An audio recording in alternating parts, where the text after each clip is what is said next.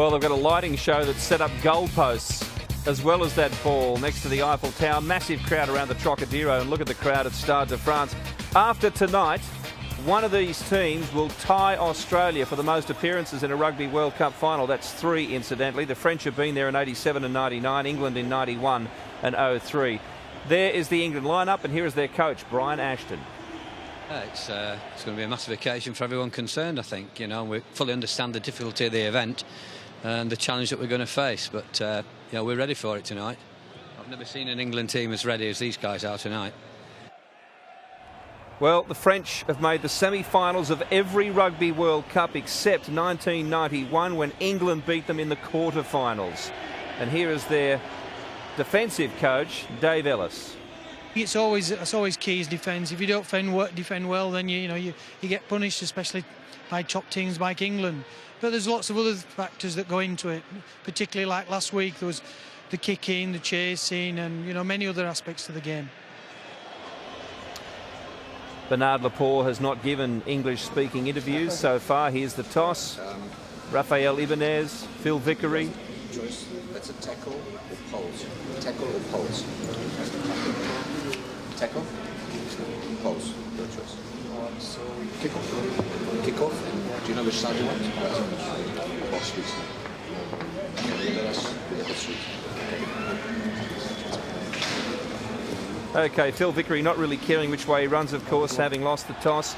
Stade de France has hosted 5 Rugby World Cup matches, including 2 quarterfinals in 1990 and 2007, but never a Rugby World Cup semi-final. Your commentators, Rupert McCall, Ben Darwin and Ben Tune. Thanks, Bill. They eyed each other off at the toss, the two skippers, Phil Vickery and Raphael Ibanez. They will eye each other off in the scrum all night.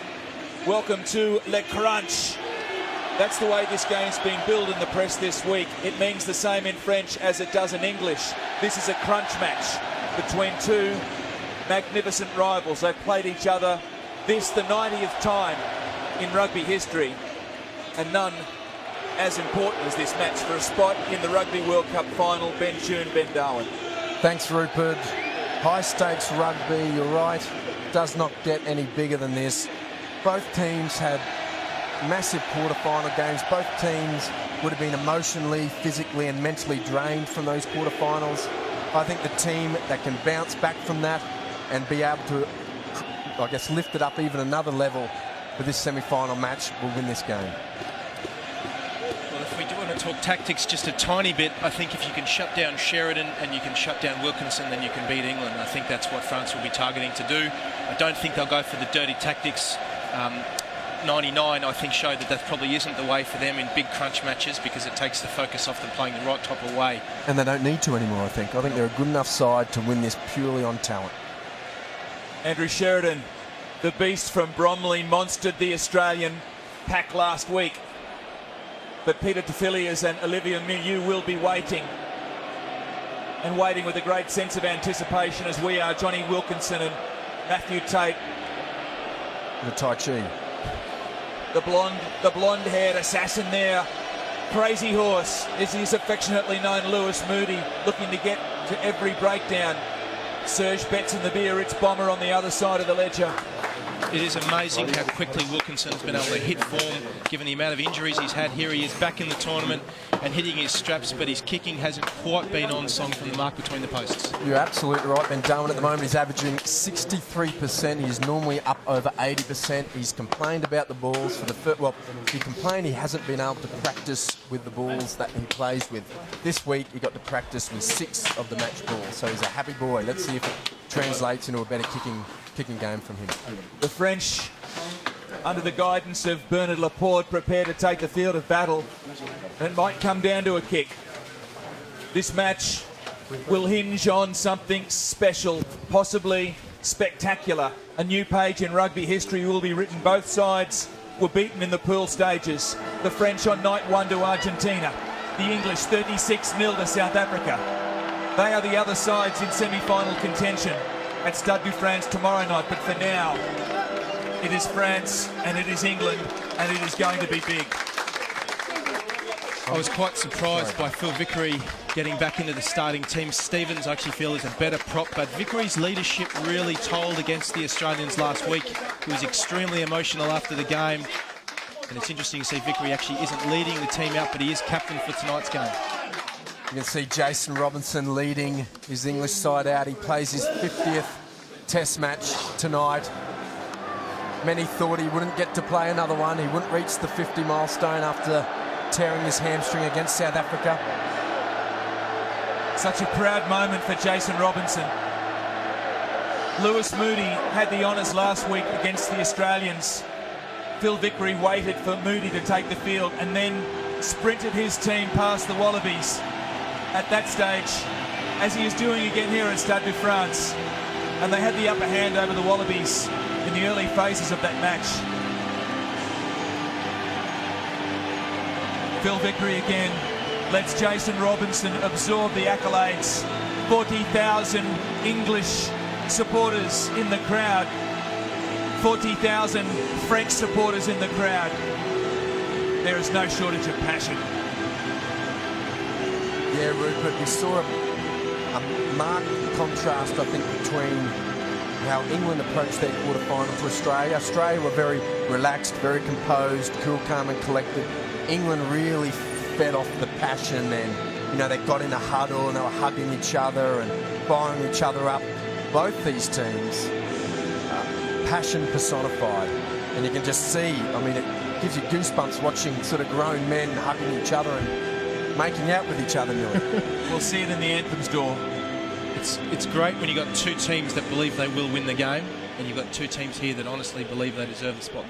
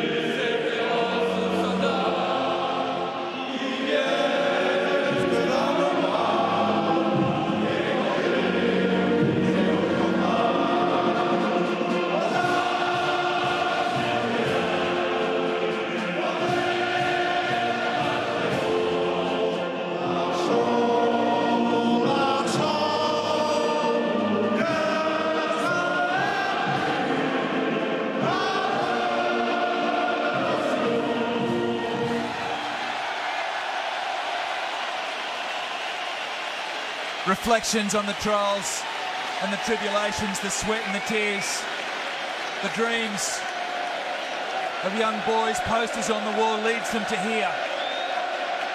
Say grand, this is big. Even the referees are feeling the pressure, a little bit of love between them. Well, Sheridan, Regan, Vickery have a 28-kilo advantage in the front row over the French. Yeah, the English have to dominate the French pack. If they can do that, they're going to give Johnny Wilkinson the time and space he needs to weave his magic. Interesting to see Ibanez actually preferred to stand up in his front row pattern rather than leading his team by standing on the end. And the back row, they're just going to have a genuine crack at each other today. We said Moody was going to be under pressure, standing inside Wilkinson. His defence is still an issue. Jonathan Kaplan, a big moment for the South African referee. Paul Honus and Marius Jonker on the sidelines. And our very own Stu Dickinson from down under up in the TMO box. Lionel Bowie's the up and under from the kickoff. And the French are there to contest the early exchange, but knock it on in the process. Sheridan so often talked about this first scrum. Not sure if he actually hit it how he wanted to. The thing with Sheridan, I met him after the game, he's one of the nicest, sweetest men you'll ever meet, but someone must flick a switch in his head when it comes time to scrummage, because he was extremely volatile against the Australians last week. Very close setup by Kaplan. He's the only referee that sometimes likes to put his hands on the scrum, engage. Probably known as the best scrummaging referee in the world. So as we saw last week in the quarter-final between England and Australia, early problems with the scrum. No front row wants to concede any advantage at this point.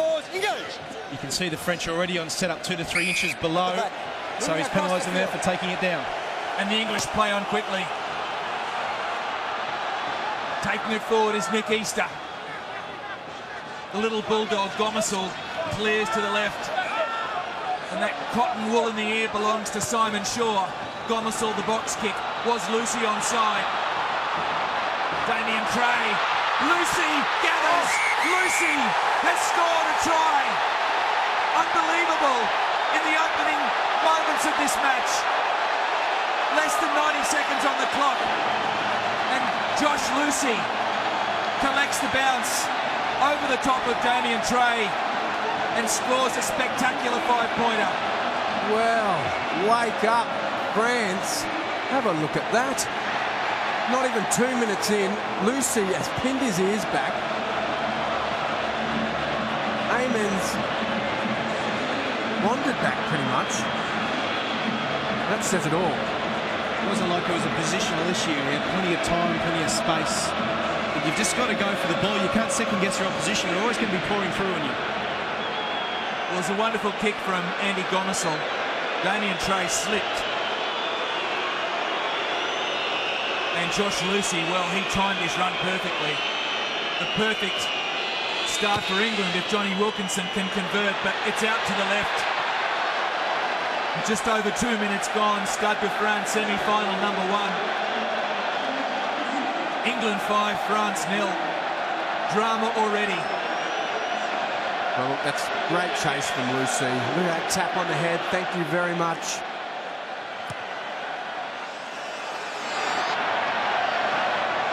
So England starting like the proverbial house on fire. They did it last week against the Wallabies, not with a try as early as that. That will give them confidence.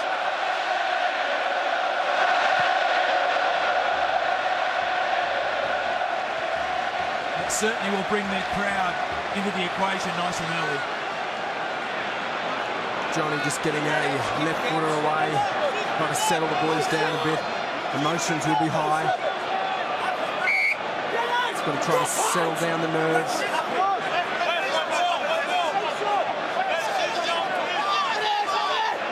So the first line out of the match, and Bonaire takes to the air and brings it down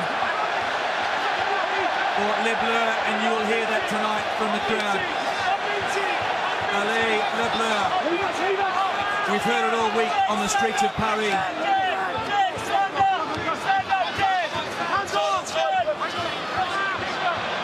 So an Englishman extracted from the ruck. And Alisal finds Bowies, the kick is high. Jason Robinson takes the mark in his 50th test. Great take. I think we got an indication there of what we'll see a fair bit from the French early on. Bowies trying to put a little bit of pressure on Robinson. He's pretty solid under the high ball, so I'm expecting him to handle that quite easily.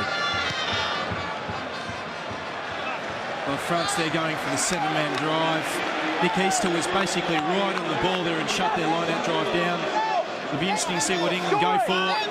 7-man, they love setting up drives and going from there. They're going a shorter option. Sorry, it's France's ball, they're going 5-man. Ibanez once again, this time finds Tion. Some work from the forwards, Dusatois and Serge Betson. Elisal, the little kick through from Lionel Bowies, bounced off English feet. Ibanez was there to clean it up. So halfback on halfback, and Gomersall wins that fight. Easter clears the ruck. Regan, Tate, they're going wide. Martin Corey found the try scorer, Josh Lucy. And the tackle from Bonaire. Well, we saw this a couple of times last week, what the English did against the Wallabies, really attacking that breakdown, causing a couple of turnovers, and when they do, they go wide straight away. So 5 gone, Stade de France, 5 on the board for England.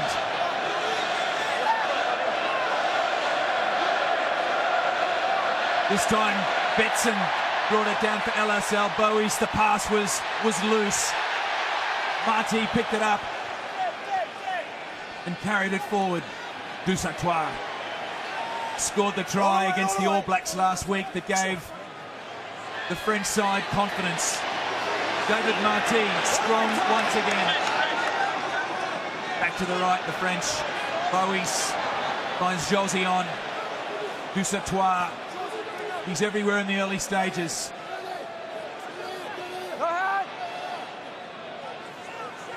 So the platform this time is good for the French.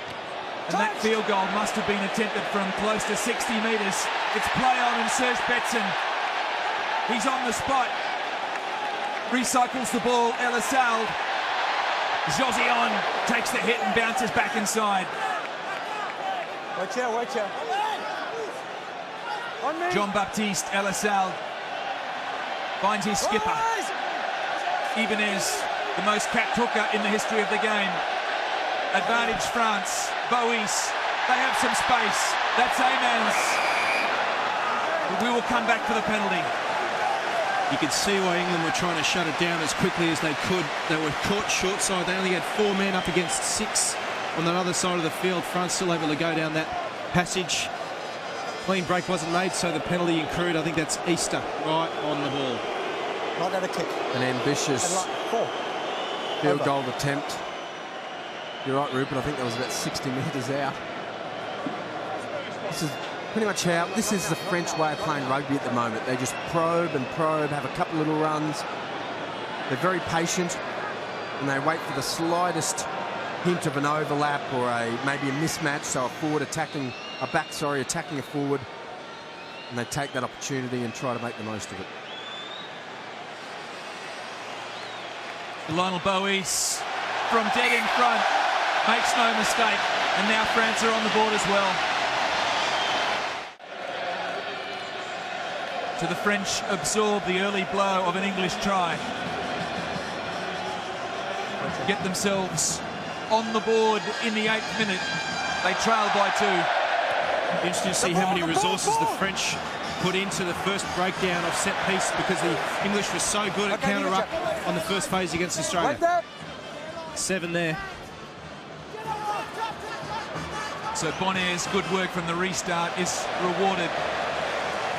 The kick-finding touch from Damien Trey, playing his 2nd consecutive test in a jersey that he has been largely unfamiliar with across his career, that being the 15. The English will really want to pressure both Bowies and Trey. They know the French are going to try to play a fair bit of field position if they can, so plenty of kicking.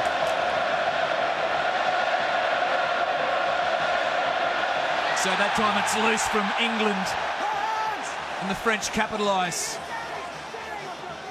Elisal spins at Bowies back inside to Yannick Josion, scored what turned out to be the match winner last week. Left the All Blacks absolutely devastated. Charge down from England, and the race is on. Ibanez and Regan, the 2 hookers, go at it. Finally, David Marty rescues the French. I don't know if you classify that as a chase. 2 hookers pinning the ears back. Still great pressure from the English. I mentioned it before. They're going to really want to pressure the French kickers. Even got their hookers doing it. Well, I'll give it to Ibanez by a short half head.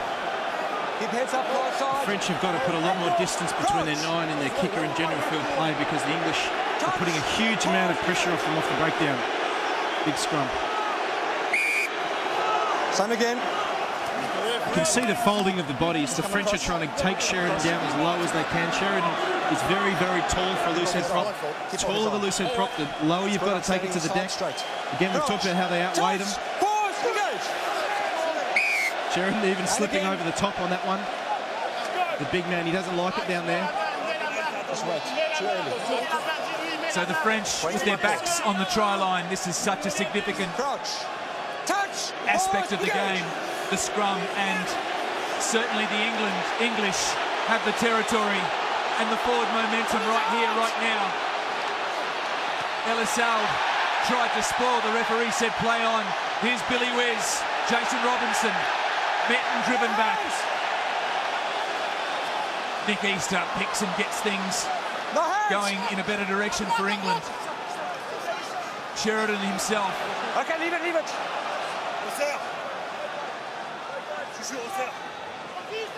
So Easter to Wilkinson. Mike Catt finds some pace, and that is Paul Sacking. The man can run. Squeeze ball. Leave it. I cannot believe how much problems Eights have been having keeping balls in the back of the scrum, not letting go behind their feet. Was that breakdown time? Yeah, it was. It went behind his feet just for 1 second. That's enough. As soon as it goes out, it's out. Skinstad's had the same kind of problems. You've just got to really keep it at the feet of your second row, and the French were smart enough to take it across field, make it difficult for Easter to keep in. Turnover. Here we are on the 22 of the opposition.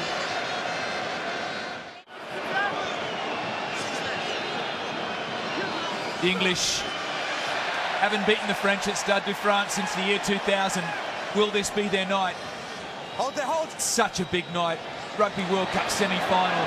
Dusatoir's pass inside to Tillon. Leave it now, White. The French cracked here on the opening night against the Pumas. Get onside. One feels that they put those demons behind them as Serge Betson does some good work at the breakdown. Again, the French there got a little bit of distance between themselves, Elissalde and Bois. Line-out time, England have got to put some numbers up at the back. That's the third line-out in a row that France have won on 5-man. Easy ball at the back. It gives 10 such opportunity to get momentum into the opposition. Hazy Ibanez throws one-handed. He's the only hooker really that's left in international rugby.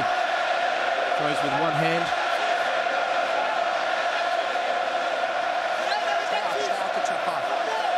So you can hear and feel the noise in your lounge rooms back home. And Rafael Ibanez knows it. The communication finally, and it's good work there done again by Bonaire.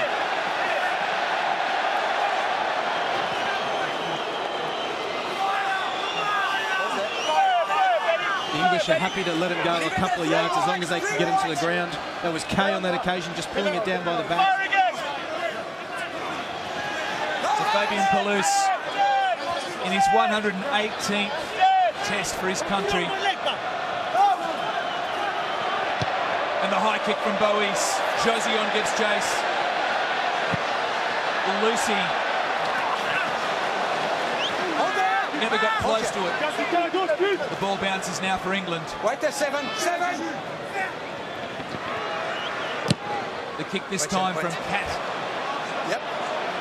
Stays in the field of play. Vincent Clerc Out. returns the favour. Puts the pressure on his opposite number. Now Nick Easter. The boys in white rumble it downfield. Elissalde. Catt once again standing in the fly-out position. His kick is high. Damien Trey met by a couple of English chasers. Sacchi was one. Elissalde dashes left. And the English weather another attacking storm from the French. Josion makes the pass. This time the hands find Peter de Villiers. Elissalde.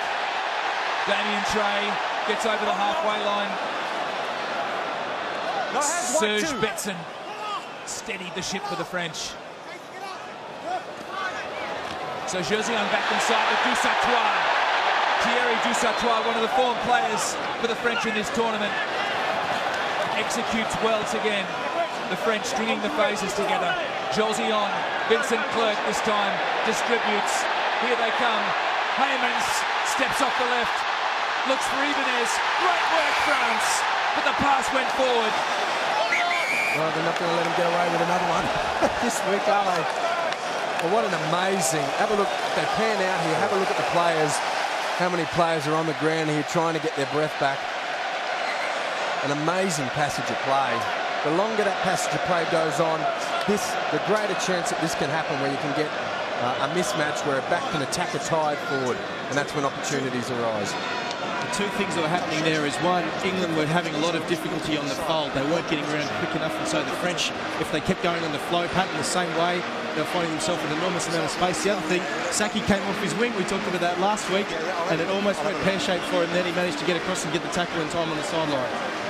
Well, you live by the sword, sometimes you die by it. South Africa outsmarted Saki in the pool match a few weeks ago. He was caught short. Tonight, what impact will that man make? Sebastian Cheval. Well, he was amazing against England in the trial match they had before the World Cup. Came on, ran through 5 blokes to score the try. He's better against tired defenders. He'll have a bigger impact. Great scrum ball for England. So the scrum marches forward, and Easter uses that platform to make a wonderful run. That time it's turned over from the English. And it was Martin Corrie. Well, that was disappointing from Corrie, because that was a great scrum and a great run from Easter, well over the advantage line. Unfortunate. Well, credit to Betson, actually. That was a good, solid impact on the tackle, and he actually dislodged that ball. It's a great tackle from the man from Biarritz, Serge Betson. And this time, you're not even trying. The English penalised for taking it down. Scrum's going down because you're not taking the bind. Off you go. Well, we know how strong Sheridan is, and he's given an opportunity there. Shepherdson said a lot of the time in contact there that he was basically being deadlifted straight off the deck. So we can see de Villiers here taking it down nice and low. Sheridan can push himself off with his left elbow, but no, he just drops it on the deck. I'll take that. He thinks he can accept a penalty out of it.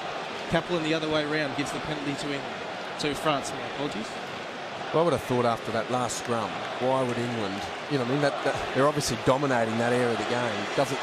Doesn't make sense that they would want to bring that down. Well, again, it's hard for him, but he should have just dropped his hips. He's strong enough and big enough to keep scrums up. I did take it down. Loose heads, you've got to keep it up. To Lionel Bowies. He did it the first time. He does it the second. The French are in front.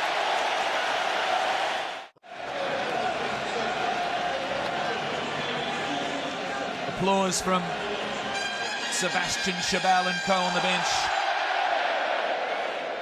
Just to complete that point, Sheridan was taking a risk to try to get a penalty out of the referee, and it backfired. So the warfare continues, not only in a physical sense but a psychological sense, and Nick Easter plays on quickly to Robinson. Robinson is brought down. Now it flies through the back line, hands onto the boot of Mike Catt, and that is a good touch finder. That is a great touch finder. That's a big advantage England have with having Wilkinson and Catt. You have two fulcrums, I guess, you can either kick or run from. So all the pressure can come onto Wilkinson. He can transfer that pressure. Catt can then take the ball and get the kick away. Julien Bonner. He has been a significant go-to man in the French line-out. English. Entry from the side and diving over. Well, they did it last week against the Wallabies. And they're not happy with the decision from Jonathan Kaplan. A little bit of back chat and another 10 metres. I just think 1 week he'll have an enormous amount of luck on the counter-up. Next week he try the same tactics. And the thing that both teams were smart in what they did last week was they adapted to the conditions. England need to adapt to their ability to counter-up in this game and slow down the ball. And also adapt to the refereeing, because different referees will referee the breakdown differently.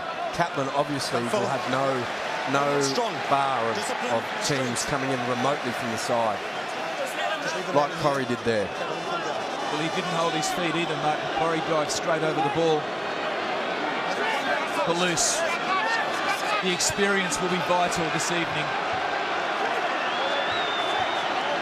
Just so you know, that's not players getting ready to come on. Literally every 20 minutes in a game, the trainer will get the reserves up, try to keep them warm, get the blood flowing again. I used to hate that. Used to exhaust me. Well, they predicted rain this weekend in Paris, but it hasn't come. Fantastic conditions for a wonderful game of rugby, and this will make history. Dusatois doing some hard work in there. Bowie sends it wide, Josie on. The pass to Damien Trey. It's a good tackle from Tate. But once again, the foundations are solid from the French. Tion. Jerome Tion and Julian Bonnier combine. Betson. Well, that was poor organisation from the French. Serge Betson didn't know that Lionel Bowie was setting himself for a drop kick. The pass was ordinary. It found touch, I suppose. We'll have a line out. Show me your out. 1 meter here. So Mark Regan. I think he was screaming to Ben Kay for a line-out call. Well, it looked to be in disarray for the English. Simon Shaw got the result in the end. Hold there, hold. Once again, the box kick from Gomersall finds Vincent Clerc. Scored a hat-trick of tries in his Rugby World Cup debut, Clerc. Jason Robinson. Well, he's not happy with the touch, Judge. That's Marius Jonker. Well, I don't blame him. I mean, at first look, he has every right to do that. Let's have a look. Was there a foot and touch? I guess we'll find out. There's the ball. He has dropped it. That's nothing wrong with that at all. Was his left foot out when he touched the ball again? Let him come down. No, it wasn't. Let him come down. Should be fine. The immaculate skills of Jason Robinson were close to perfect there. Certainly good enough to keep the ball in play, but Marius Jonker ruled otherwise. It was a mistake from the touchy. And the French have it. Once again, the field goal is the option, and once again, the result is unsatisfactory for Bernard Laporte and his French side. This time, Cedric Amens does manage to keep it in. Damien Trey. Right down the French with Mr. Wilkinson. The left foot torpedo finds its touch. Just watch the five. Well, poor old Bois has had 2 poor kicks because the pass from the breakdown has been absolutely terrible. He's had a lot of air about it. Yeah, I think it's actually not El Assad passing it. I think he's been dragged into the breakdown, which is great work from the English. And then a forward has actually had to pass that ball, and it's just taken too long.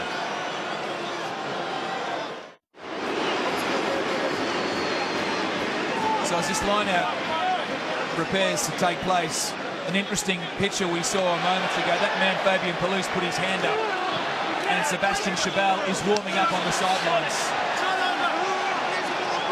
Well, the French have won all of their 7 lineouts so far unopposed, but their setup on the rolling maul has been smashed by the English. Because of it on this occasion, they've got a turnover. And Gomersall capitalises. Wilkinson, a truckload more experience than Bowie. Damien Trey evades one. That was Mike Catt, the pass inside to Josion. The French regain their composure. And Ayman's off the left. So many kicking options this French side. Ayman's, Bowie, Alassal, Damien Trey, David Marty, and Jason Robertson this time as well. But the English finds the touch.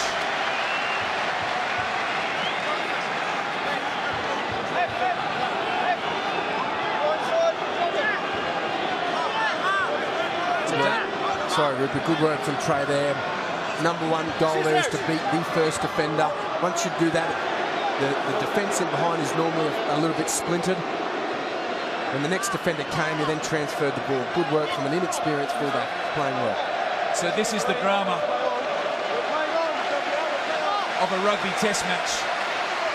Fabien Pelouse is off and Sebastian Chabal is on, and from the body language of Pelouse, it's significant and serious enough to cost him the rest of the match. Here come the English. Cat. Paul Sacchi takes the pass with space. Robinson loves space because he has the speed as well. Stay up, stay up! Gomersall, Wilkinson and the English set up midfield. One is out. So back to the right they come. That's Phil Vickery, the skipper. Wilkinson, this time his drop goal attempt. It was better organised, but it's out to the left. So the score remains 6-5. I was just going to mention before, I think the French wouldn't want Chabal on that early. He is an impact player, and we saw what he's capable of coming on against tired defences. This is just too early for him to make the kind of impact we're used to seeing him make. Well, do they have another option, Gore? I mean, Pelouse is off. He is injured. Should it have been Aeronautica? I don't think so. I think even though Chabal normally plays 8, he's the best option they've got as far as the forward is concerned, particularly at scrum time. So not ideal for the French. But that man, Sebastian Chabal, as you can see, the right of your screen, Right there. is in the thick of the action. Wilkinson playing second off the ruck, the left foot grubber. Straight to Damien Trey, and Trey drills it downfield.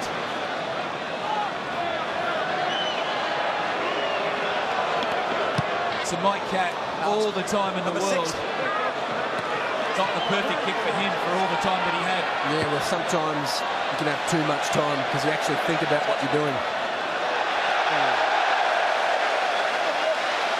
Well, it was a better kick from Damien Trey. Josh Lucy protests, but he caught it in the field of play, and the tackle over the sideline gives the French the throw into the line-out.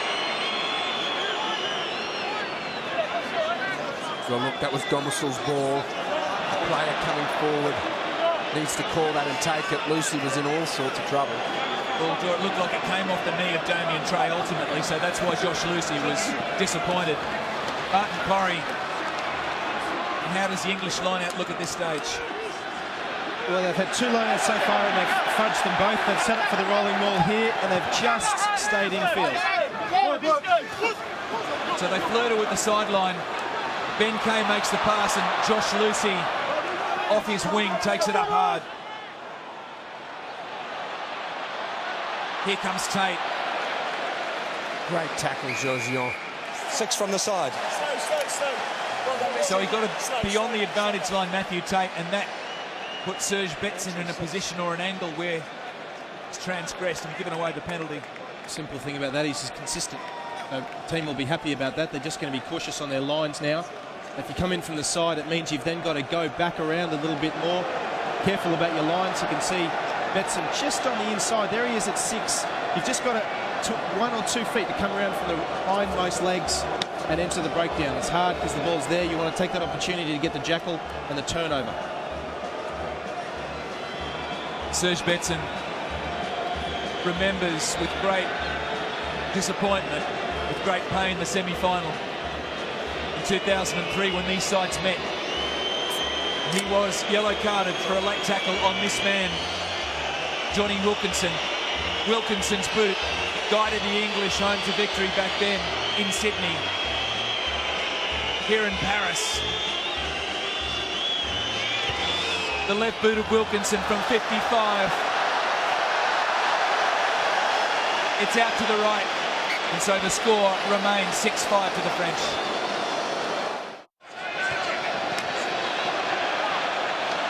So half an hour gone at Stade de France,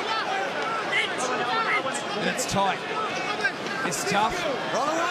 Nick Easter has done that more than once, taking it forward for the English, giving Wilkinson an opportunity this time to spin it wide. Ben Kay standing out there in the centres. Leave it now, blue. Well, the pass didn't quite hit its target right, and so he was a little bit standoffish, lacked a little bit of momentum. Simon Shaw tries a little grubber kick from his position in the centres, and I don't think Brian Ashton would be all that happy. No, they're the first little signs that things aren't quite going the way the English would like. When you start getting locks, trying to do grubber kicks. Oh, great tackle. Big tackle, Vincent Clerc. Le Crunch. It's interesting the mental impact that has on forwards when you don't get reward for effort. Shabal just down here. Oh, well. Then they'll be in some trouble come scrum time if Aaron Nordic has to come on at left side lock. At the moment, the English forwards, if they're trying things like that, it means they're a little bit frustrated. They're trying to do things for themselves, and the thing in rugby is never do anything above your station. And second row is trying to make kicks is going to get them in trouble. It's 6-5 to France. So Sebastian Chabal is being shown some concern from that breakdown.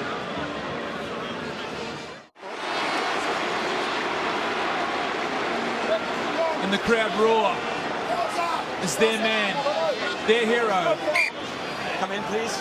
Le animal Sebastian Chabal regains his feet and finds his place in the scrum.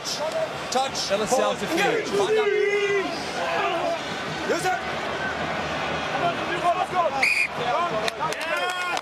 Great scrum.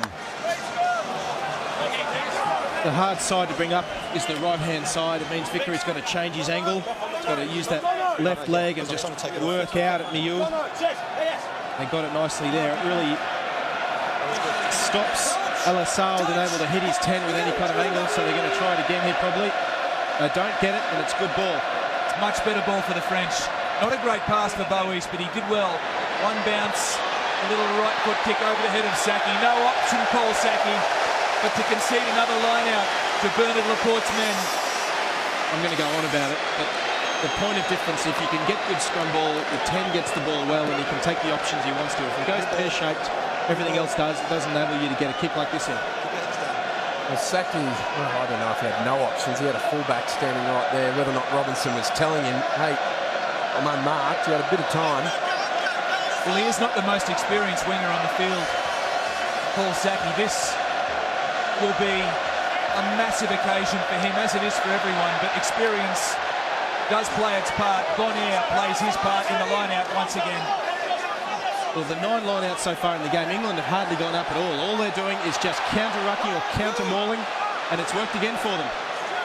It certainly has. They've turned it over when they were under pressure. Cedric Amons caught it in the field of play. His left boot is high, and Robinson claims the mark.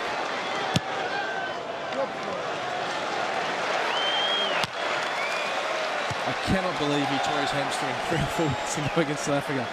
He's just such a dynamic athlete. Well, those hyperbaric chambers, they must be good. Did you find as a player you would have started before the old hyperbaric chamber, Tunie, and played with them? Do they make much of a difference? Oh, mate, who knows? And I guess at this level, you'll just try anything, to be honest. I mean, the science is there. The science backs up the soft tissue injuries, like a hamstring sprain. Then, yes, they do. They promote blood flow to that area, which helps with the speed of the recovery. Jason Robinson ticks that box. Serge Betson through his hands. Who's there first? It's the wily old veteran, Mike Catt. Was called back to the team last week. He did the job. He gets another opportunity. Cedric Amons, under no pressure, claims the mark for the French.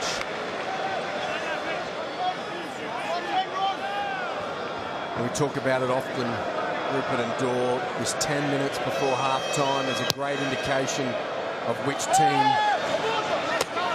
is particularly lifting for the occasion. Let's see what the last 7 minutes holds. Well, you felt all week that it was going to be tight. There is so much more to come in this game. With 6.5 minutes to go until half-time, it is 1 English try to 2 French penalty goals. And this is a vital phase.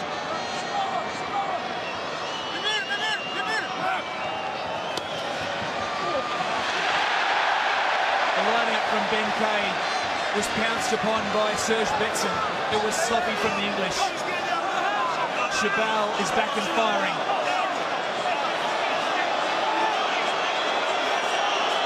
Jerome Keon just doing a little bit of renovation there. Bois, this time it was a little more organised, but the result was the same.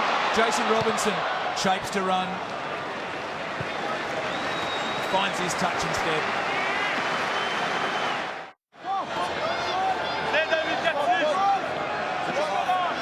Julien Bonner pulls the line out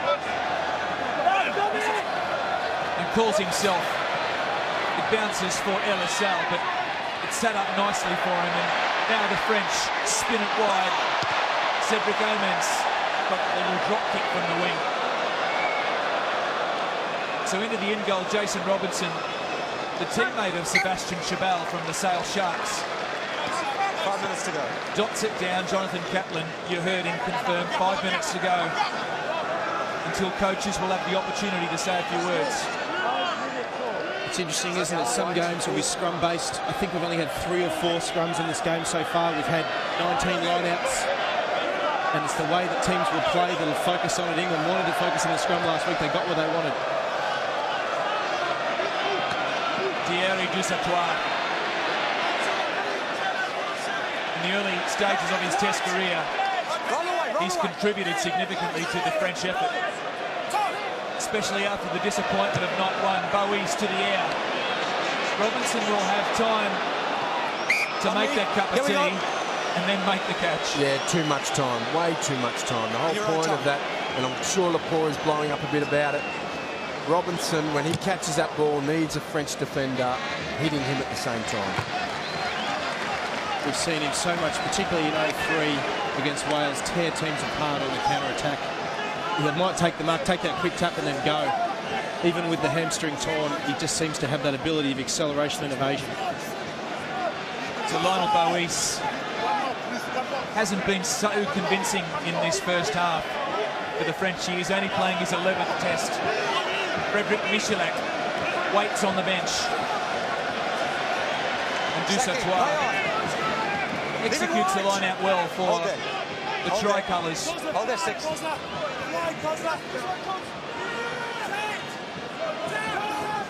They've played in so many Rugby World Cup semi-finals, the French.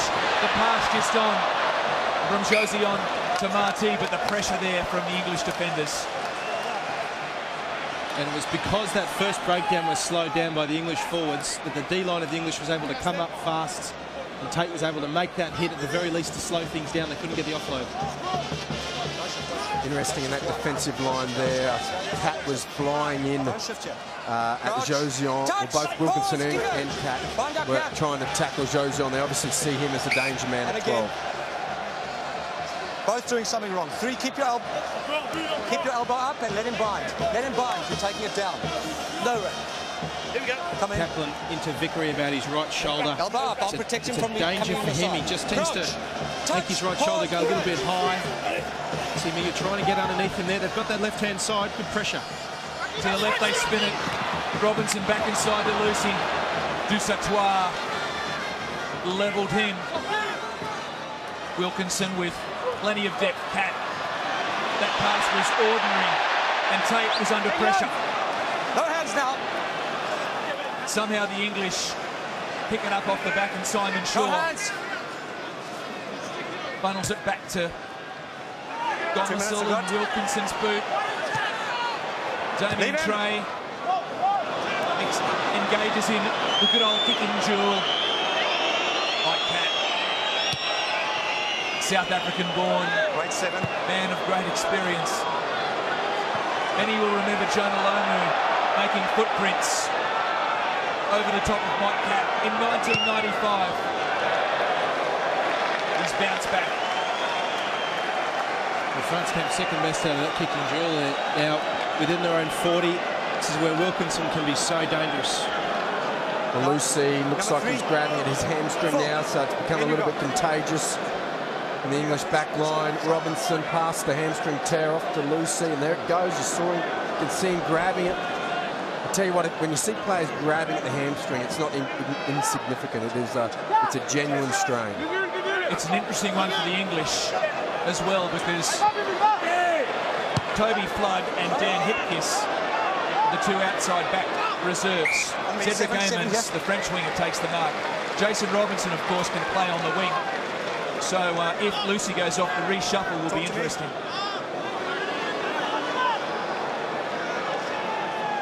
Sebastian Chabal cutting a fine line there, but making the tackle, putting the pressure on. Time out. So it's Dan Hipkiss, Play on. Play on. the Leicester Tigers utility back, who replaces Lucy, at least for now. Hipkiss made his debut against Wales this August, so he is relatively fresh on the test scene.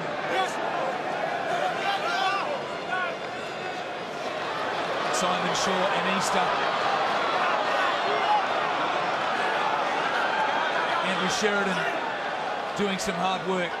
Jason Robinson, once again the pass was behind Robinson. Scrum, he couldn't get away. And that is half-time. Stade de France and the whistle of Jonathan Kaplan sends these great rivals to the sheds. 1 point separates them. England through the try of Lucy. The French, 2 penalty goals, lead by 1.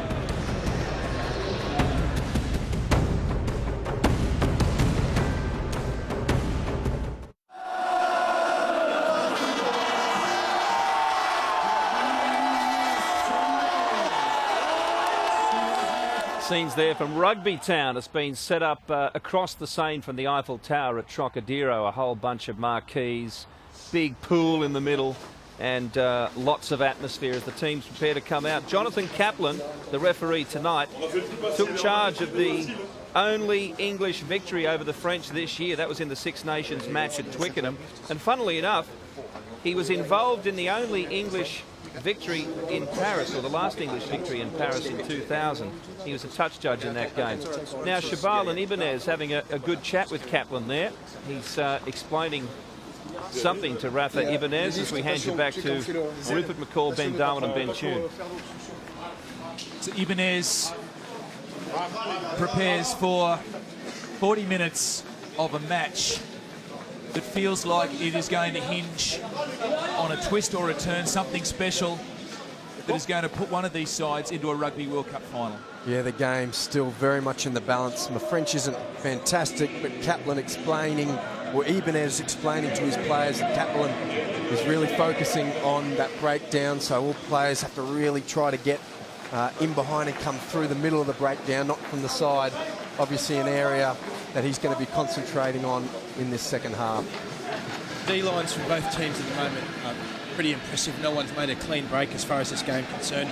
So I think it's going to come down to kick chase. There might be some form of turnover from a kick chase, or the ability of a turnover at the breakdown to shift and then score.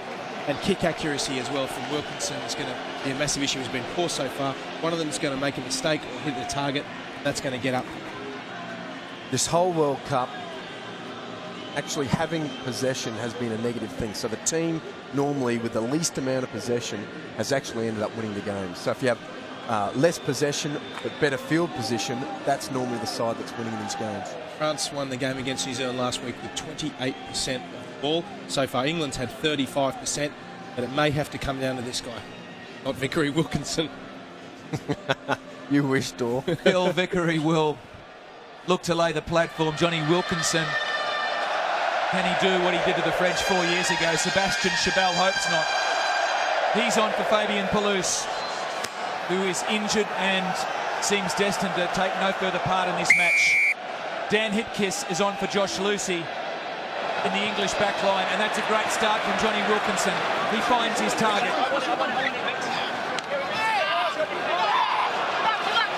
Perfect restart from Wilkinson. Nick Easter carries it on. Now it's Gomersall and Wilkinson again. Mike Catt. Lewis Moody, crazy horse.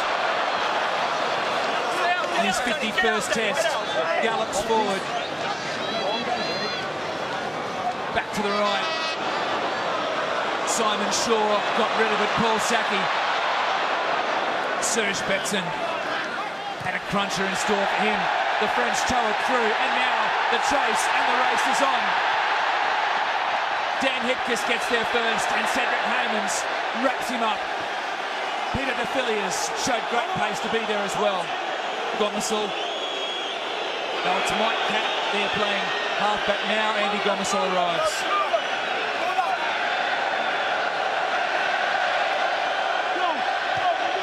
So deep and desperate on their own line, Johnny Wilkinson raises the flag of the touch judge. Another opportunity coming from a turnover. The English here, Saki in contact. Just loses the ball. Plain and simple. By the way, the French just crunch on the defence at the moment. That was a fantastic tackle, but Miu was probably the cause for that turnover. He rolled down nicely on top of Saki. Ball rolled out to the side. Miu was the loose head prop for France. So this much beloved hooker, the man they call Rafa. It's not good for the French on that occasion. Tion's target was not found. Incredible piece of play. Just watch how this midfield bomb goes. Well, Damien Train knocked it on, and it's play on. Tate, this young man who's made another positive impact for England in this Rugby World Cup. A little bit of inexperience there from Trey at fullback. Just got in the air too early, ended up actually jumping past the ball. Oh, England had space. I suppose they had forwards out there as well, but Olivier Miu in the French defensive line, that was going to be interesting. Well, when you drop a ball as a prop, you pretend you've got an injury, as Phil Vickery's done just there. He's got his hands to it, and acrobatic as he is. Yeah, timeout. Wrong man for the spot, unfortunately. That old chestnut, I'm injured. That's why I didn't catch it.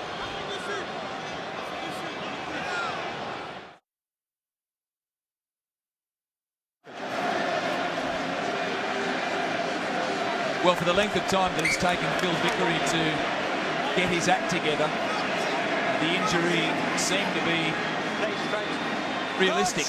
Touch! Pause! Josh Lucy is off the field, so is Fabien Pelouse for the French. The French have it. Yes, they do, through the midfield. The ball laid back. Once again, it's loose. But this time, the English come in from the side. Like we said, as long as he's consistent, and I actually think that ball just popped out of the French making their own mistake. Entry. 8. Entry. Side. Well, I know one thing, Lionel Bois will have no hesitation whatsoever in calling for the kicking tee. He was the man who made the break. That's just sloppy work at the breakdown from the French. The ball positioning was fine. The second man in just had no control over what he was doing. And France were just lucky. Easter just happened to end up in the wrong spot, but never got his hand near the ball, but they still got a penalty. So 74 test points in 11 matches become 77, and the French go further to the front.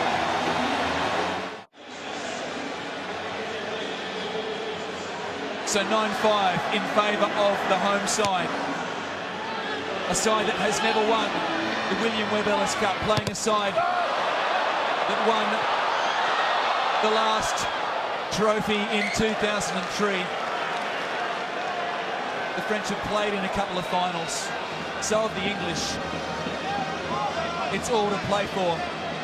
Again, the French have got to get more distance between the man in the halfback position and first receiver on kick. Interesting to see the last line out the French had. It's the first time the English defended, and they got a turnover at the back.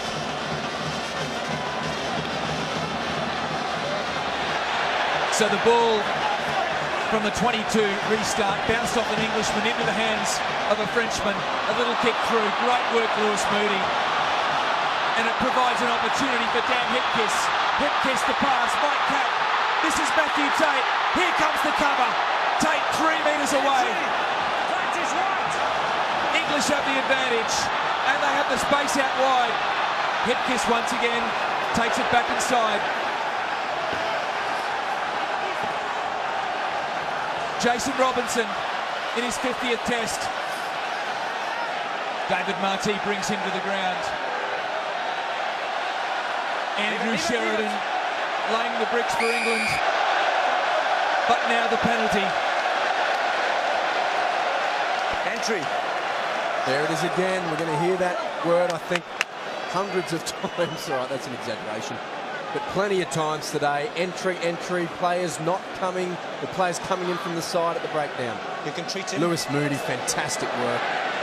Created this opportunity. And Tate pinned the ears back. But Rupert, you mentioned it. Great cover defence. I think we're about to swing low door.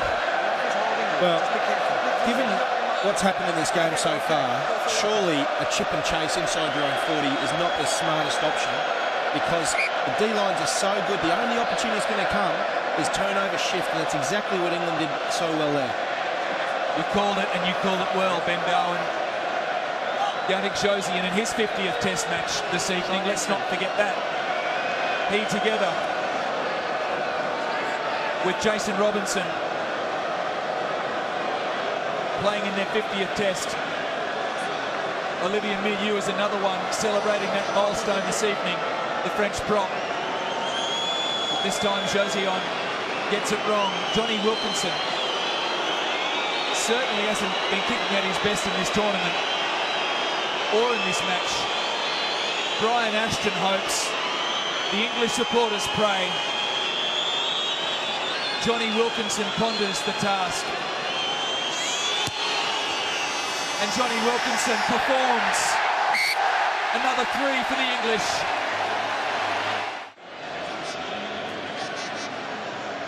So the half-time deficit is restored. That is 1 point. The French still lead. Ball. The seesaw continues. Keep quiet. So the French too keen from that kickoff. It's all about the eyes. They weren't looking straight up at the ball. If they're looking at the opposition, then you're entitled to the penalty. It's a strange thing. It's not how the referees look at it, but oftentimes they'll hit their target in that way.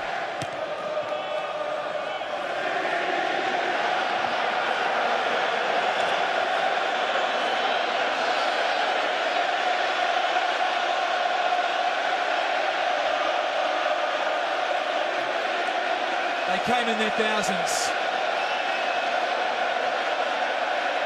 Last night and today, white jerseys on the streets of Paris, white jerseys on the green fields of France. Leave him.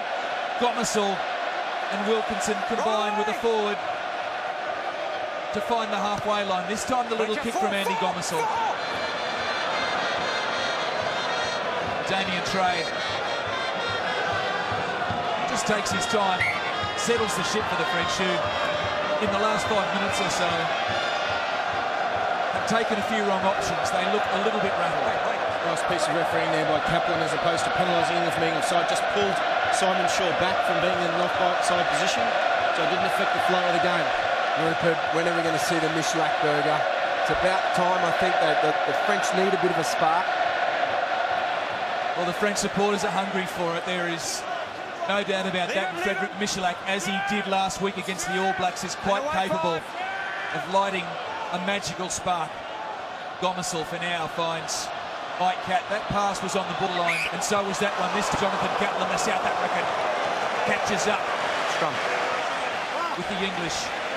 He's having a great game.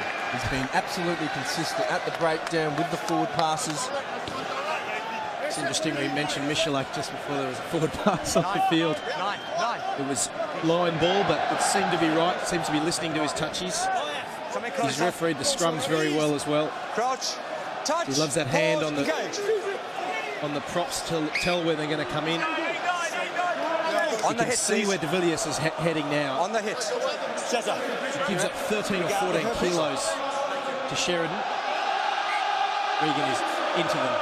He never stops talking. Square on, please. There's the mark. Yep. Crouch. Touch. Pause. Engage. The Marseillais reverberates through Stade de France. The scrum is packed. It's spoiled at the back for little Jean-Baptiste. The kick over the top though. Well, Mate, he made up his mind before he actually caught the ball. Now he's under pressure.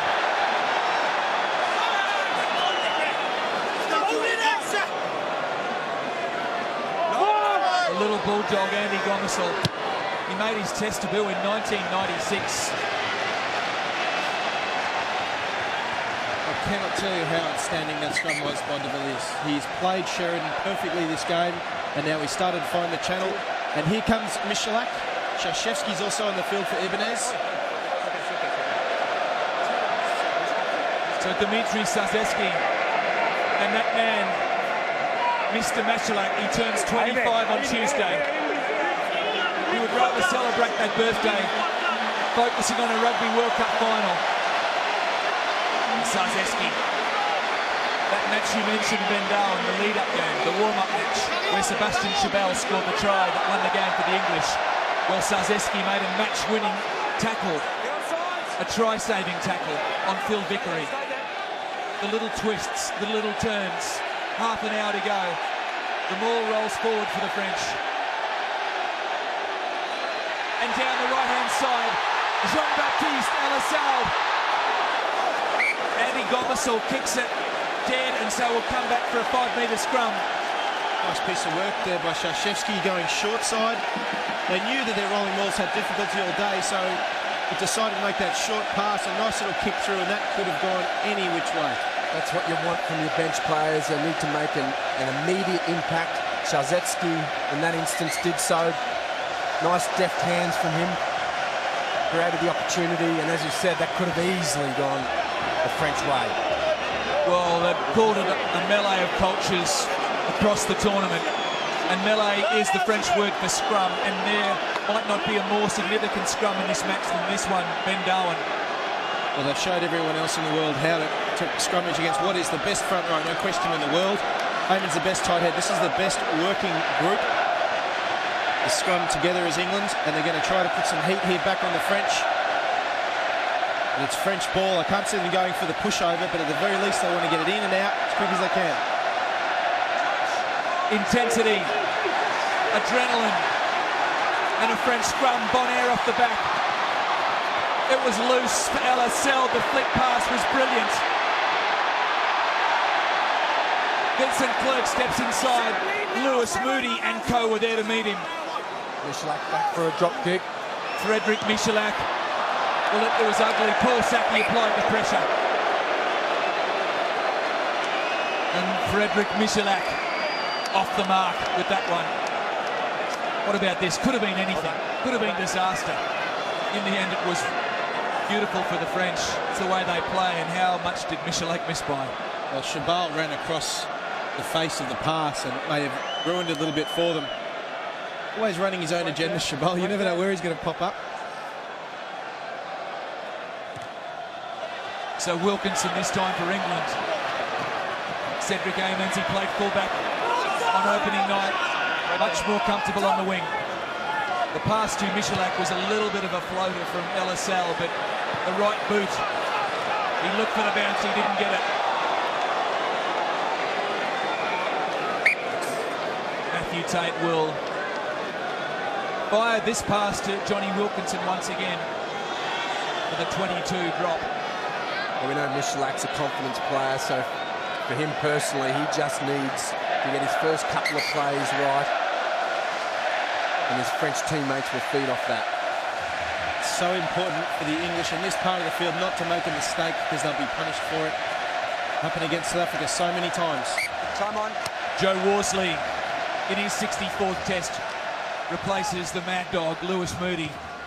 Will consider that he's done a pretty good job, but he leaves the game perilously poised in the balance. Dusatois to Amons. Elassal. Michalak. Josillon. Back to Frederic. He bounced out of the tackle of Hipkiss. And the French swing it to the left. Josillon and Serge Betson. He took the tackle. It's all English forwards on that side of the field. They should have gone with Witt. They're still there. Still there with Dusatois. Thierry this time was happy to take it himself. Elassal under immense pressure. It will come back to the English. The pass from Vickery to Wilkinson and the chase. Michalak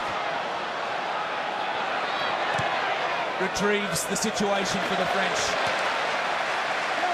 That's hugely smart from Betson. When you see fatties, you've got to use width. They had 5 tight forwards on that side of the field and 1 winger in defence. They should have gone wide. They didn't. Turn over to England. Elissalde isolated on that occasion. George Gregan knows what it feels like. The English turn it over. Simon Shaw.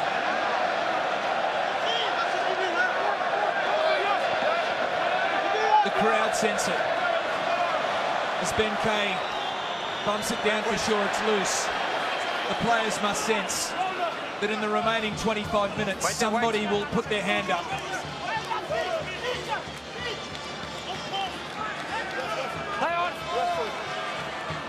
Gomersall and the foundation from the English. It was good from Regan. Chabal turnover. Sebastian Chabal. Well spotted, Ben Darwin. The animal, he is not just big and mean, but he's also crafty. Josiane Michalak. Oh, Frederic. They get the advantage, but once again, the French flirting with enigma. Yeah, stinky kick there from Michalak. Didn't have an effect, I guess, in the end. Well, if the English catch this and break the defensive line, it's a try. I mean, they knocked it on in the end, but that's Frederic Michalak. You do not know what you're going to get. Imprevisible, unpredictable. As Matt Stevens, the gambler, takes the field for Phil Vickery. Still amazed he can play guitar with fingers that big, but Stevens is a good tight end prop. And that's a great scrum from the English. How did they get that out of there? Well, Bonaire somehow squeezed it out the back, and Michalak, the midfield bomb. Saki, sensational. He defied his experience there, Paul Saki. The result for England is Wilkinson off the left. Wait for. Straight down the middle of the field, and Johnny saw the space. Amons and Trey looping around.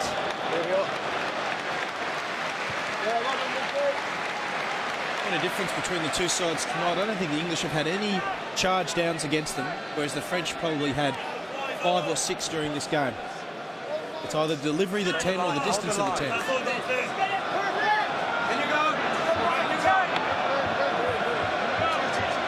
So Bill Vickery is off the field. I guess it would make sense that Martin Corrie will take over as the skipper, having been the captain in this tournament. That's exactly right, and he's done a good job last week. Vickery simply doesn't have 80 minutes in him. So Ben Kay to the hoots and the roars of an English crowd. Monster their way upfield. The French fight fire with fire. See Bonaire there trying to get his hands on the ball. He's fallen down. He was onside the whole time. The little box kick from Gomersall. Were the chasers onside?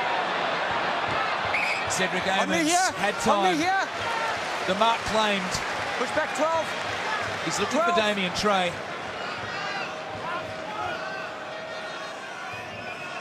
Saki with the pressure and Trey with the kick. So the England won't be unhappy with this result.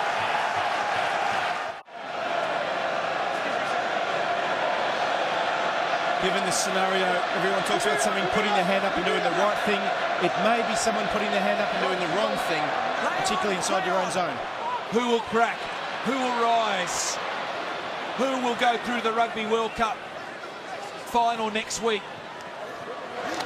The pass to Matthew Tate, Vincent Clerc and Jerome Tion combined. Here come the English, Ben Kay. Gomersall and Wilkinson with the field goal. It's the right boot again. It bounces back. Vincent Clerc got the bounce and the kick away. It is a game of inches. Robinson fakes the kick. He bounces through 1-2. Jason Robinson. They know that it's coming, but they still can do nothing about it. Chabal again. Oh, Sebastian. The Jackal. He did it last week. He got 2 turnovers against the All Blacks when he came Isolated, on late. man on his feet. He was isolated. Chabal was straight in on the ball. This is the drop kick by Wilkinson off the post. It may come down to things as simple as that. Have a look at it. Ordinary looking drop. Wait till we get Did there. not strike it well at all. Jason Robinson. How hard is he to tackle with a bit of space? They actually had a flat defensive line. He found, I think, a gap about 30 centimetres wide and grafted his way through it. Well, Paul Simon, the renowned singer, was born on this day in 1941, and on this occasion it's here to you, Jason Robinson. He almost scored the try, and this is what's going to make or break this match, this roller coaster. Johnny Wilkinson's kick hits the post.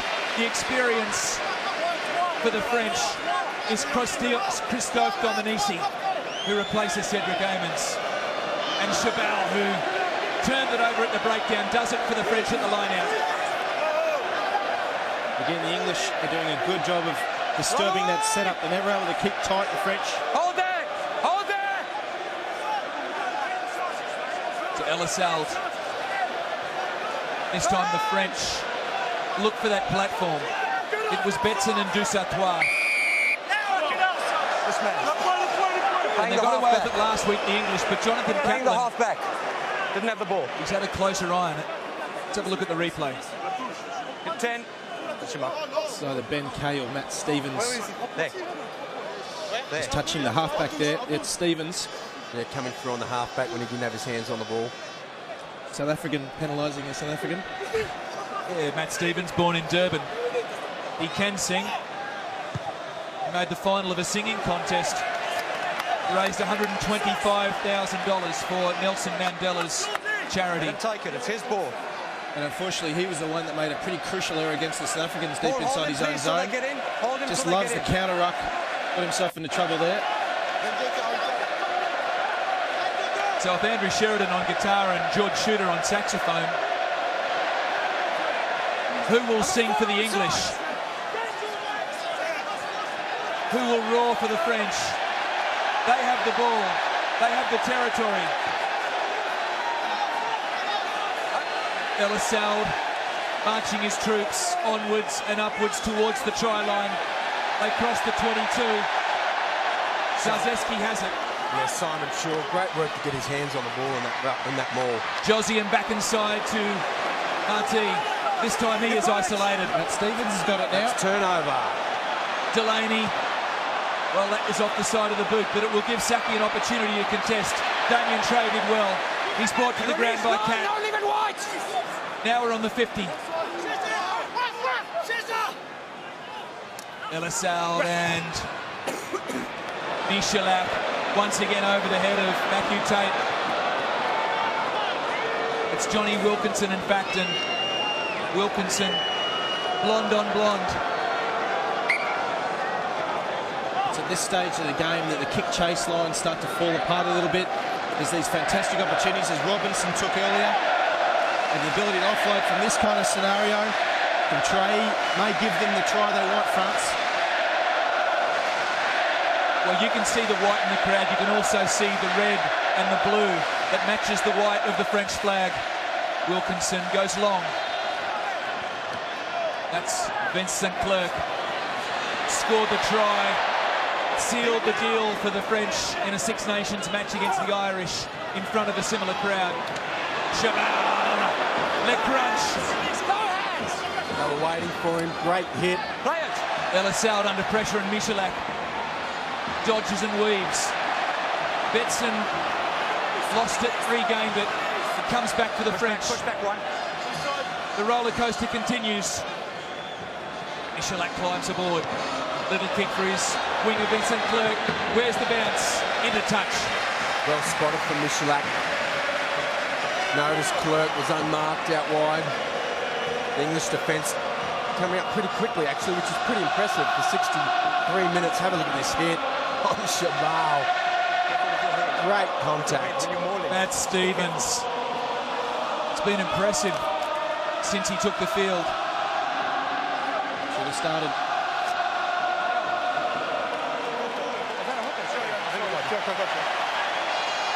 Time. So it's an English line out. Mark Regan, the Bristol hooker who came out of retirement this year for the Rugby World Cup, shakes off the cobwebs and rejoins his team. 15 minutes to go on a knife edge. That's an understatement. Just get the impression next team to score, particularly if they can score a try, it's going to be pretty hard to wind them in. So the line out back for the English, and Andrew Sheridan once again lays the bricks for England. Great work there from Joe Worsley. Mike Catt looks for a runner, and he finds one in Simon Shaw. He's ridden to the ground by De Villiers. They turn it over, and Ellis Salve, like a thief in the night, pickpocketed the All Blacks last week and finds some open space with his kick. It's little Johnny back there for the English, and Jason Robertson side the slipper.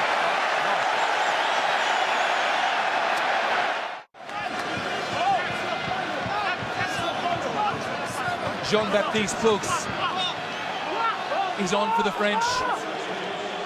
He replaces that man De Villiers, and this is a line-out worth contemplating. George Shooter, the bearded hooker, does the same thing for England. Keep trying to drive the French. They're just looking to offset themselves to the right. The English have done a terrific job.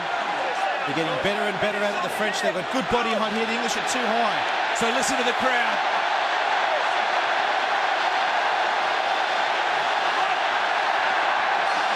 You'll know that the French are going forward with that. Michalak, a little kick through. Where's it bouncing? Oh, Tate. 22. He was there for the English. Great take from Tate. Running backwards, ball coming over your shoulder. Throw into the mix the fact that it was right under the goalpost. Great work from the young 13. Chabal doing a great job at the moment, taking over on the lineouts. Maybe not in the calling, but at the very least on the drive from Palouse. So Johnny Wilkinson, the Newcastle Falcon teammate of Matthew Tate. Vincent Clerc from that kick puts it up, and Robinson is up to the task. Here come the French once again, though. They hit the breakdown with power and at pace. And they shut down Robinson as soon as he caught it as well. So for the moment, the territory is with the French. Mike Catt. So much experience, and that expression means that this game is so very close. They're both extremely experienced 22s for the French and the English. It's this kind of scenario, they need all of that experience.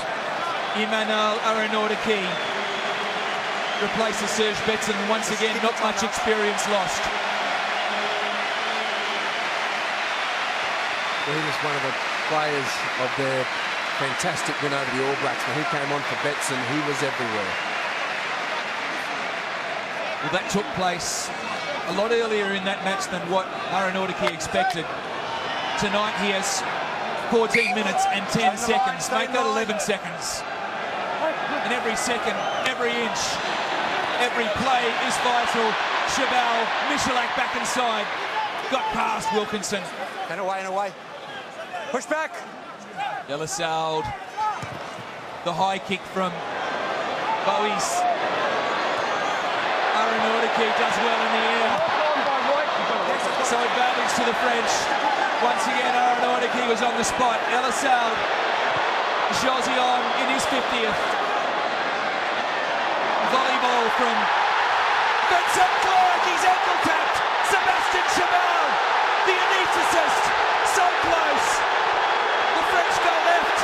The crowd roar. And the French forward with the scrum. 12 minutes to go. Great work from Lebleur. Well, that little bit of volleyball, have a look. Great skill from a back rower, and just ankle tapped Clerc. Chabal, hard man to bring down that close. Could be the turning point of this match.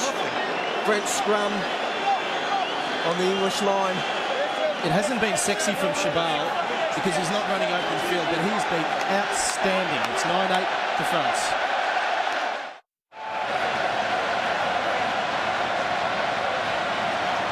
Toby Flood joins the hurricane of rugby that is blue on white and blue with the territory, blue with an opportunity possession, and blue, le bleu from the crowd. Well, LSL did so well there, it was out. He joined the ruck. Michalak as well. Sebastian Chabal, the pick and the drive. Dusartois lends a hand. All down, player holding him. And more drama unfolding. A penalty to the English. The French not holding their feet. 8 on the ground. No. It's against Bonaire. Yeah, he was holding, I think, Gomersall on the ground. Gomersall was pleading with the referee, let me up, let me up, let me up. So England find their touch through Wilkinson, and they will have the throw to this line out, but territory is still with the home side. Oh, on he comes, Delalio. He wants some experience. Comes on for Easter.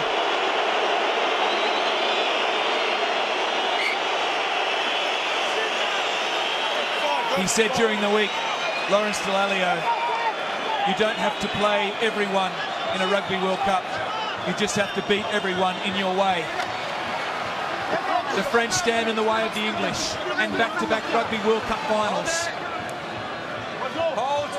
They trail by 1. Gomersall, the box kick.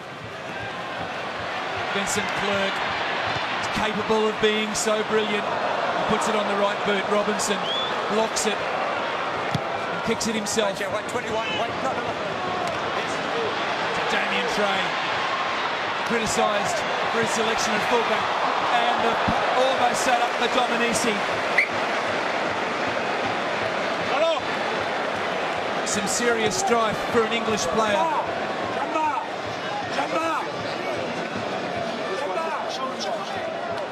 Oh, well, it might be Honus levelled him in the hit. Gomersall's hit on Bang! Paul Honus. Left shoulder. He's a big Kiwi boy. Yeah, it's just my neck. It's all right, mate. Coming back. You can see there that Andy Gomersall is in some trouble, and Paul Honus wandered over and said, sorry, mate. If Gomersall is under any cloud of doubt here, how many times will that be replayed? He leaves the field, Andy Gomersall. Peter Richards takes his place. Could there be any more drama? Chabal. Well, we always said referees have an impact on the game. I just didn't think touch judges had that big of an impact. I don't think Honus had been on the field yet, so it's a nice way for him to make his impact, get his face on telly. Well, they've been billing this match as Le Crunch all week. There's another man who suffered, Frederick Michalak, from a similar collision.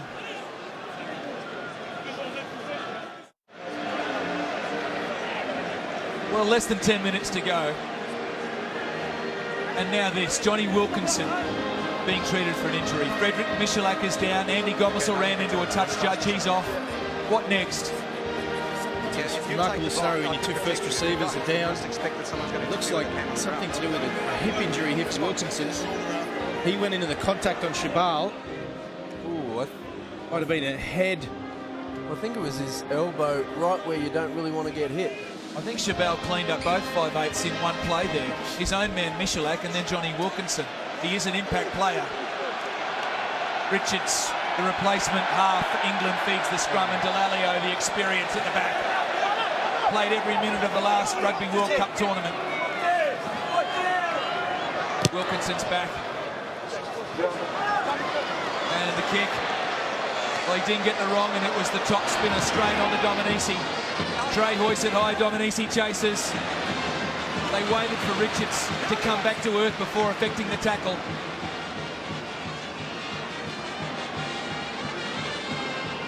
Hipkiss is the acting halfback for England. And this time Wilkinson finds touch. I talked before the game, there's 2 men the French won't nullify. One is Sheridan, the other is Wilkinson. They've nullified Sheridan. Their scrum for the French has been absolutely outstanding. Let's see if they can shut down Wilkinson late in this game. Well, he's definitely not striking the ball well. He has not had his best kicking game by a long way. So Jerome Thion, he said during the week, the most important thing is to win, not to play beautiful rugby. And it has been ugly at times, but the French are winning. Whether they will go on and achieve victory, we'll find out in the next 8 minutes. They have the ball. It's right on the halfway line. They turn it over.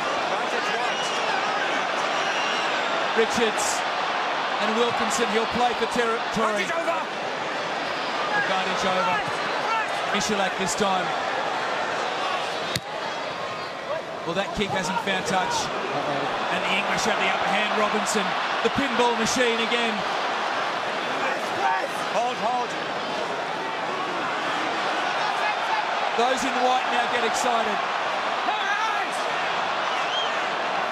Richards, Toby Flood with a drop goal. His first touch. And it was very, very unconvincing. Well, that was just an experience from Flood. That was uncalled for. You've got to play the odds. I mean, a field goal 40 metres out, close to the side of the field, just isn't a smart play. And England had the momentum. He made his Rugby World Cup debut last week against the Wallabies with 18 minutes. And a rush of blood there for the young man, Toby Flood.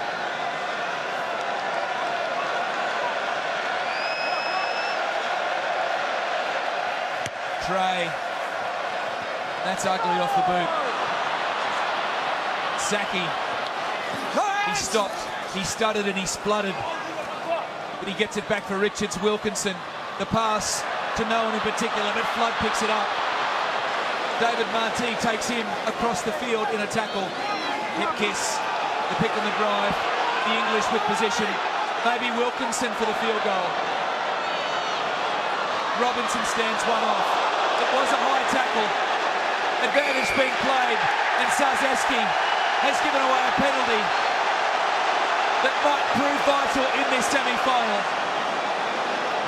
Talk about the man making a mistake inside your own 40. He's only 4 foot off the ground, Robinson, but you've got to get low. No matter how low the man is, you've got to go below his shoulders. Thanks. Sorry. It was clumsy, wasn't it? It was clumsy. Okay. This is definitely within Johnny Wilkinson's kicking range.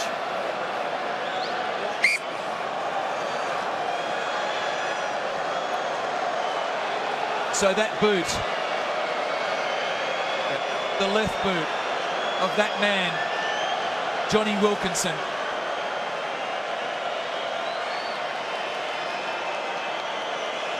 As the clock ticks over at Stade de France, and the pages of the rugby history books turn as well.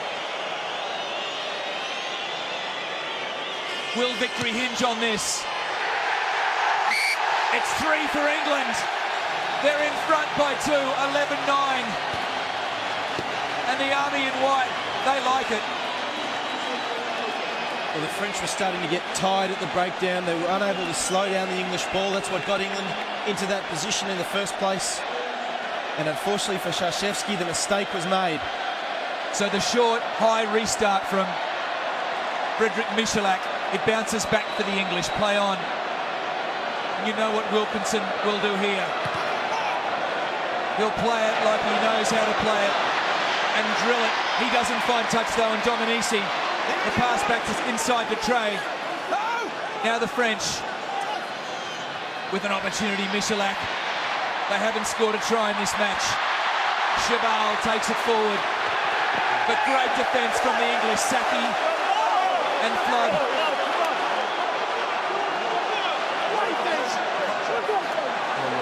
Absolutely filthy there. The French wanting to keep this ball in play. They're just handing over possession to the English.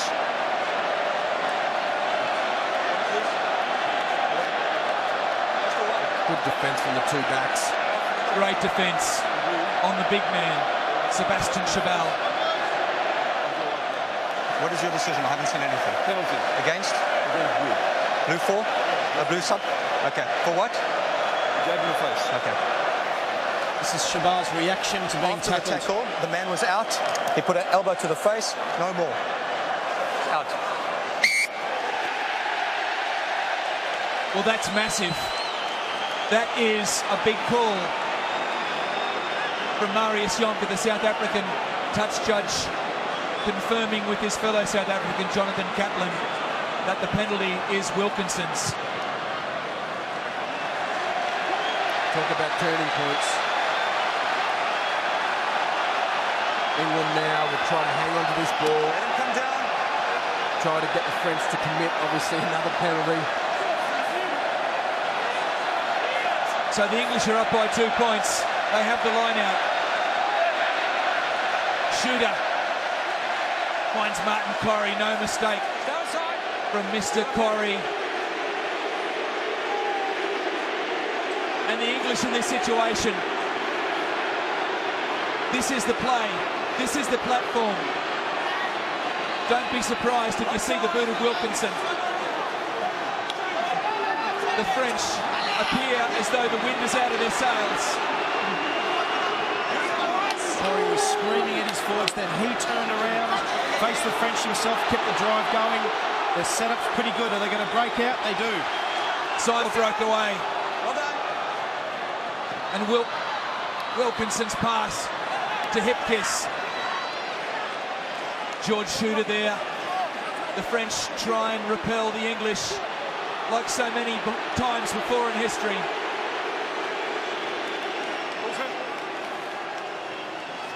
It's there for Richards. He takes the tackle of Sarzeski. It's simple stuff from the men in white, but it's solid. Use that, the ball is out! The ball out, Delalio backs into the defence. This time Michalak Hold it. plays the jackal, but he can't wrest possession back for the boys in blue. Wilkinson waiting out to the right. I think he's setting up for field goal. And as Ben Chun mentioned, the kick off the left. It's high and it's handsome. Wilkinson again. One thing it may now give the French is an opportunity back down the other end. They've got 2 minutes to score. Nice boot. What a great strike. I'm just amazed by how quickly he can get that drop kick away. Look, catch, reposition the ball, drop it and kick. The practice, after practice, after practice. The French have it now. They need to score a try. A penalty or a drop goal is no good for them. Out through the backs it flies, and David Marty. Elissalde, is there a hero in blue? Sarzeski hammered at the advantage line. Elissalde to Michalak. Vincent Clerc back inside. He's so dangerous, Vincent Clerc. Elissalde has his hands on it. Michalak.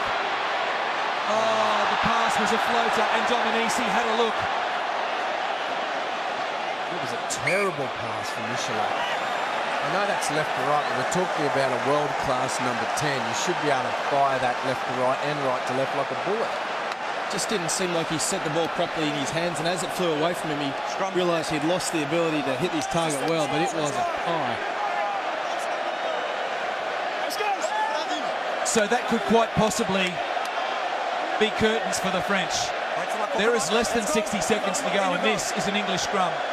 3 big mistakes. Krzyzewski, Chabal, Michalak. Killed them. Stay down! They're offside! He's off! Peter Richards and Toby Flood this time.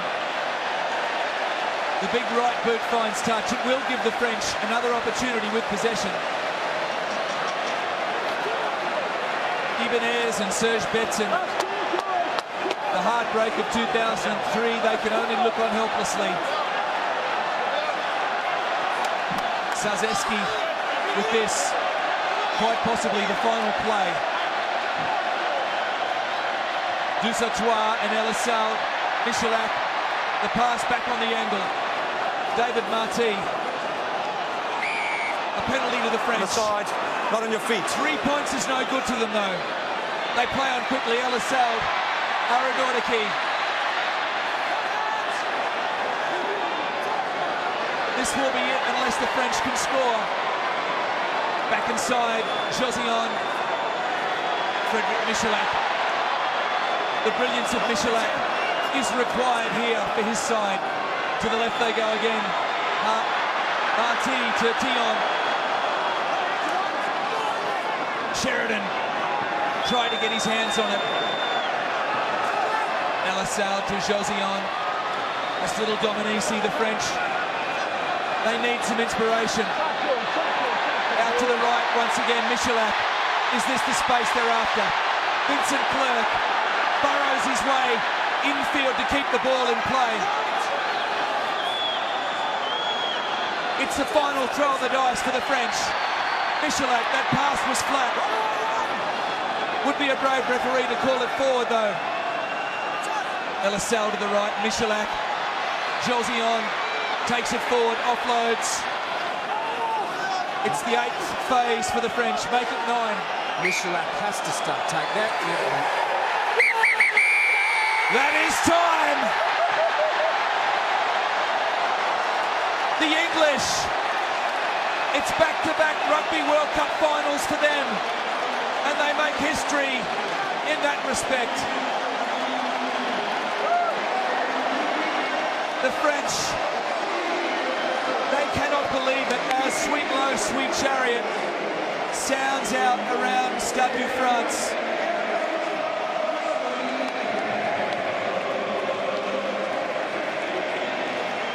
The boot of Johnny Wilkinson once again has done the job for England. Ben Garland mentioned it, 3 mistakes, big occasion, lots of pressure, has an amazing impact on individuals.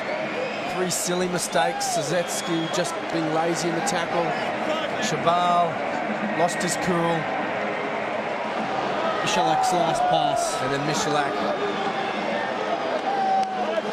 Well, the difference was 5 points, and it may well have been the 5 points of Josh Lucy in the opening minutes of the match. Wilkinson congratulates and commiserates with his French opponents. Chabal, like so many of his countrymen, if not all of them, absolutely gutted.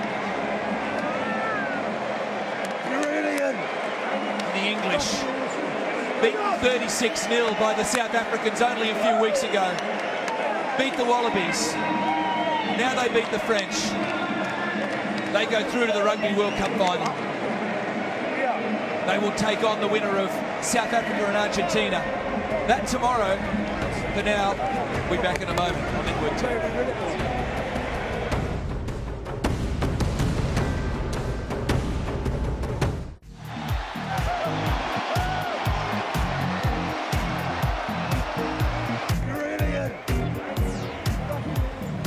Well, how many times has Johnny Wilkinson had to console somebody on the ground after a major Rugby World Cup game? I sense quite a few times, and Sebastian Chabal's prone figure says it all.